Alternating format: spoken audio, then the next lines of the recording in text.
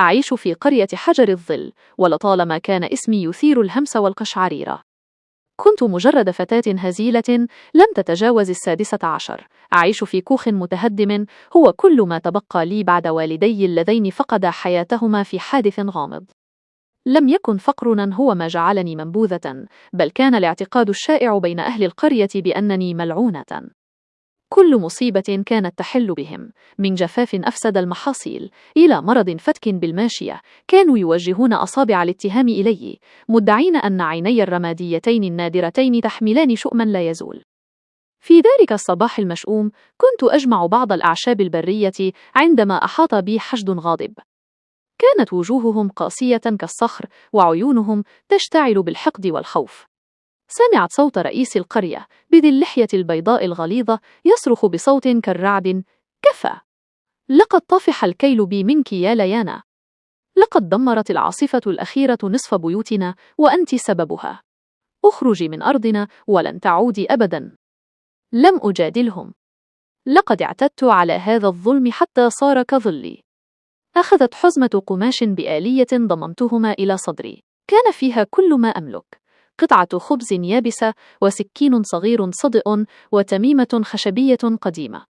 صرت بصمت متلقية وإبل الشتائم والحجارة الصغيرة، تاركة وراء المكان الوحيد الذي عرفته يوما.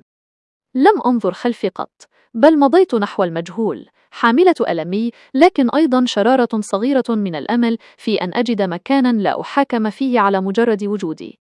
سرت لساعات طويلة حتى شعرت بأن قواي خارت.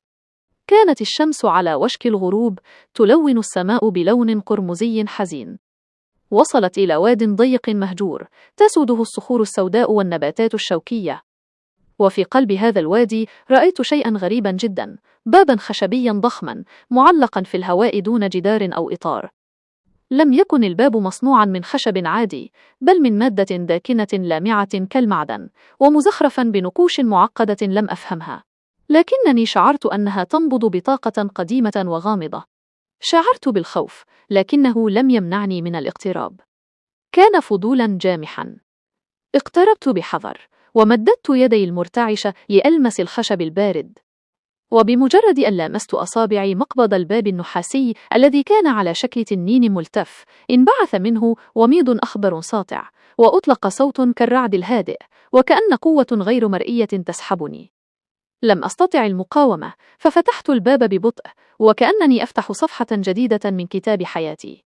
لم يكن خلف الباب طريق أو واد آخر، بل كان فراغا مضيئا بالألوان، كدوامة من النجوم المتلألئة. ترددت للحظة، ثم تذكرت نظرات أهل قريتي الحاقدة، وقررت أن أي خطر قادم لن يكون أسوأ من اليأس الذي تركته خلفي. خطوت خطوة واحدة إلى الأمام، ثم أغلق الباب خلفي بضوضاء صماء، واختفى المكان الذي أتيت منه.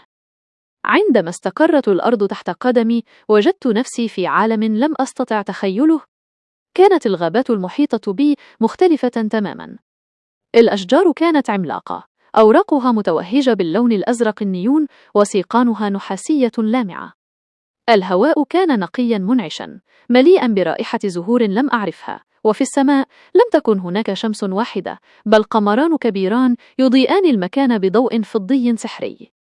هذا هو الداريا، عالم السحر القديم والأسرار المنسية. لم يكن أمامي وقت للاستغراب. فجأة سمعت حفيفا قويا في الأدغال. خرج من بين الأشجار مخلوق ضخم يشبه الأسد بجلد صخري ملون، وله قرنان حادان. كان هذا المخلوق المعروف باسم الزمجرة الصخرية، يطلق زمجرة قوية تهز الأرض. كان يبدو جائعا ومستعدا للهجوم علي. تجمد الخوف في عروقي، لكنني تذكرت سكين الصدئ. أمسكت به بقبضة قوية، وهو سلاح هزيل جدا أمام وحش كهذا. لكن قبل أن يهاجمني المخلوق، سمعت صوتا حادا يأتي من شجرة مجاورة: لا تقفي جامدة، ابتعدي عن طريقه. كان الصوت لفتاة أخرى، تبدو أكبر مني بقليل، ترتدي درعا خفيفا من الجلد البني، وتحمل قوسا أنيقا. كانت ماهرة للغاية، أطلقت سهما سحريا أزرق اللون أصاب عين الزمجرة الصخرية، مما جعله يتألم ويتراجع إلى الغابة. أنقذتني الفتاة التي عرفت لاحقا أن اسمها كيران، لكنها لم تكن ودودة. سألتني بحدة: من أنت وكيف دخلت الدارية؟ هذه المنطقة ليست مخصصة للبشر الضعفاء، يجب أن تكوني من العابرين.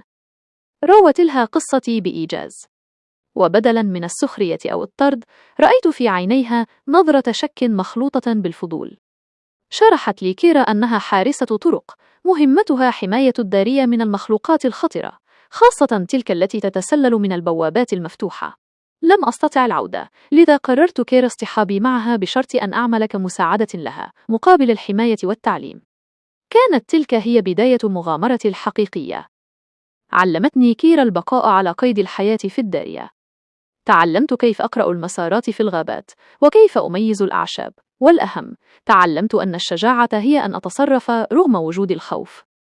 كانت رحلتنا الأولى نحو مدينة الزجاج للحصول على معلومات حول البوابة التي جئت منها. كان الطريق مليئا بالمخاطر. في معركة الساحل المتوهج هوجمنا من قبل ثعابين البحر الطائرة. استخدمت ذكائي لتشتيت انتباه الثعابين بقطع الخبز اليابس المتبقية، بينما أطلقت كيرا سهامها. وفي غابة الهمس في الأشجار ضللنا طريقنا. لم ننج إلا عندما أدركت أن الهمس يزداد قوة عندما نتحدث، فطلبت الصمت التام، ونجحنا في العبور.